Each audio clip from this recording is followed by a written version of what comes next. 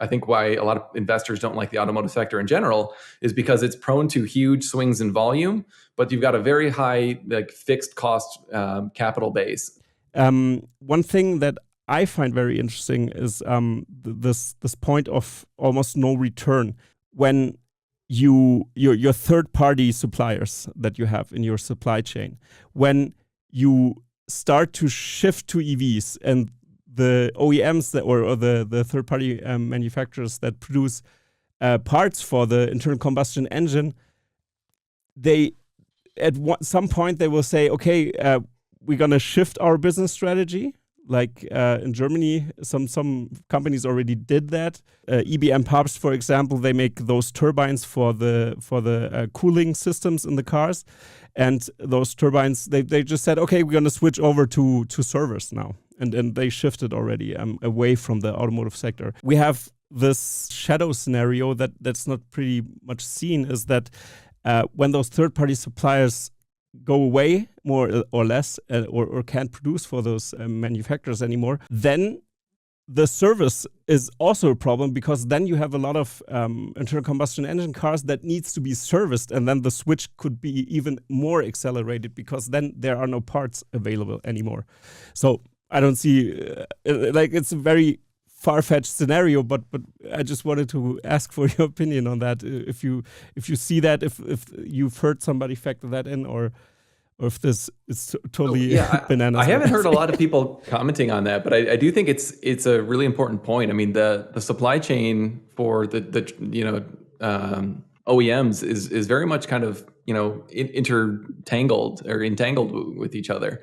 When I was doing investment banking early on in my career, one of our clients was a tier 2 automotive stamping company. And so, they did some products for, like chairs and roof racks and things like that, which you would assume are going to be reasonably safe. But by far their biggest cash cow is like what you call fuel rings. So these were the things that kind of hooked up the fuel lines to the gas tank and secured it in tightly. And that was like where almost all their profit came from.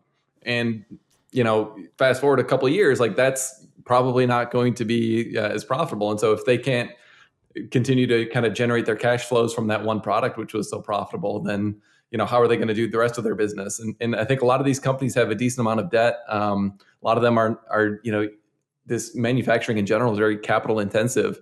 And so I think why a lot of investors don't like the automotive sector in general is because it's prone to huge swings in volume, but you've got a very high like fixed cost capital base. So you got, if your volume swings low, you basically like run the risk of bankruptcy, and that risk can really spiral throughout the industry pretty quickly, which is frankly one of the kind of reasons cited for the bailouts in 2008. So it wouldn't surprise me if these companies just get bailed out again under this type of scenario, like they did in 2008, at least, GM and Chrysler here in the United States. But I just question the kind of long-term sustainability of the kind of current business models, where it strikes me as crazy that these companies used to be very like vertically integrated. I mean, if you think about what Henry Ford actually did at the outset, he wanted to own the entire manufacturing plant or process. He was down in South America trying to secure rubbers for the tires. I mean, that's how vertically integrated they were. But if you look at where they are today, most of them outsource their software. Most of them outsource all of the different components. The only thing they've really kept in-house is the powertrain, which is, an engine, which is going to be irrelevant. So like their only core competency, aside from, design and assembly, is powertrain, which is, like completely at risk. So it's rather unfortunate, I think, that, they're essentially, they've in-housed that, and now they're, outsourcing, the electric drivetrain to, other companies. And they're just trying to, rely on expertise of other kind of electronics companies to do this, rather than really taking the time to build up a team to develop motors that are very efficient and, in-house cell manufacturing, things like that. So they're just, it's a flawed strategy. And I don't know how you recover from it when you look at kind of their assets and their liabilities right now. It's a tough spot to be in. Yeah, absolutely. I also think that this battle is so difficult. Which of the other competitors to Tesla from the US let's say Ford or maybe GM.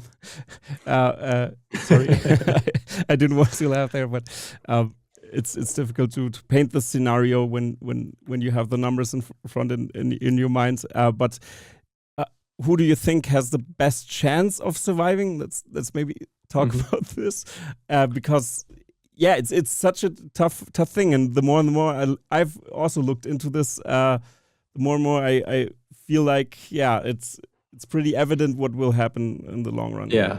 Sadly. Yeah. So GM, I don't think will make it. And I think culture is one of the biggest reasons there. I actually spent some time, I did a couple of internships at GM when I was in college, and it was just, incredibly bureaucratic, and people just were very afraid to make decisions on their own because they just, they were worried about their boss and their boss's boss, and really just trying to kind of climb up the ladder. And I mean, I could kind of go on for half an hour about all the different kind of culture problems they had. But I think if you follow kind of Mary Barra and the types of things that she says, and frankly, just look at their product, like their Ultium battery, it's like they're trying to preserve flexibility for a car to be powered by both gas and by electricity. And I'm like, okay, well, that's just a stupid compromise that will make both products worse.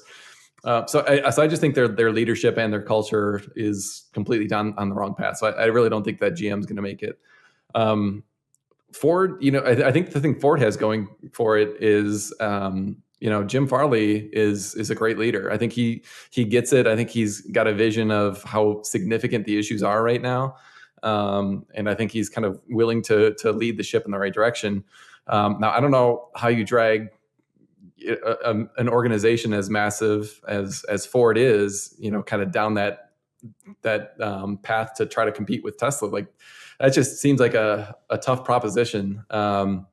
But at least, I think he's trying. So I'd have to give Ford a little bit better odds just for that reason. But, I talked to people at both companies and a lot of the suppliers. And I think for the day-to-day workers, there doesn't seem to be much of a difference between working at Ford and working at GM. So the difference is mostly on the leadership. And while leadership is important, it's not the only thing. And you still got the problems with the UAW. So whether you're Ford or GM, and whether you're Mary Barra or Jim Farley, you've still got this problem of how do I get through this UAW negotiation, and how do I try to compete on the other end when I'm already, call it, 5 years behind Tesla.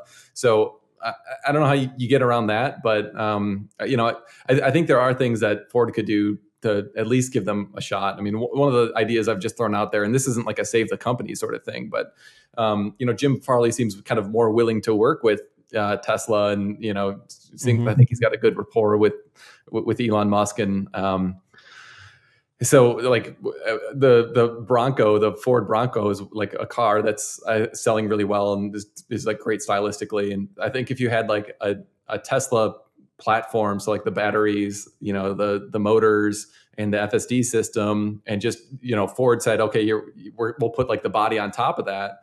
To me, like, that's a car that would sell well. Like, there's just some people who don't want a Tesla for whatever reason, and that's fine. And I think if Ford were willing to kind of commit and say, all right, we're going to do some stuff with the Mustang, some of the brands that they have that have a rich history and that have some loyal customers, I think if they went that route, they do really well. Same thing for Jeep. Like, Jeep, I think, is a really strong brand that could do really well with some electrification, but that's, Chrysler, which is like a whole kind of hot mess with Stellantis right now. And frankly, they're not really showing much interest in kind of competing on these dimensions. So I'm least optimistic about Chrysler / Stellantis.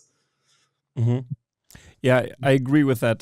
Jim Farley at least seems reasonable in the interviews he did. He acknowledges the problem. We also had somebody in Germany that was on that route, which was Herbert Diess. He was great. So and when he got kicked out, that was when I lost my confidence in VW. Yes, it was so sad. Me too. But I also talked with Alex Voigt, who is also an analyst and specialist here in Germany, looking at this topic, and he said that Herbert Diess is a great visionary, but he did a lot of mistakes as well in leadership. That's why it didn't work out. But still, at least he acknowledged the problems. And you've mentioned culture or company culture, and also there are so many differences in company cultures in the US and Germany as well, due to the countries or the differences in in culture of the whole country.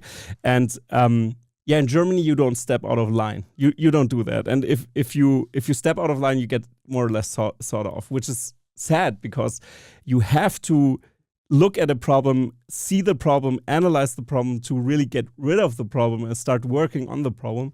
But Germans take a lot of pride in the success of their own company. That's why they're going to shut everything down. That's not, especially not from the leadership. That's this huge deal. And also, VW is so complicated, structured with the Porsche PEECH family and the Workers' Council, which has a lot of influence as well, which is fine because in Germany that's pretty normal to have a Workers' Council, but still there's so many interest conflicts there that, and the Porsche P family thought, Blume is the right guy because he did great things with Porsche, of course, but I think you cannot really block everything Porsche did to the whole VW group. I think that's a little bit more difficult. Yeah.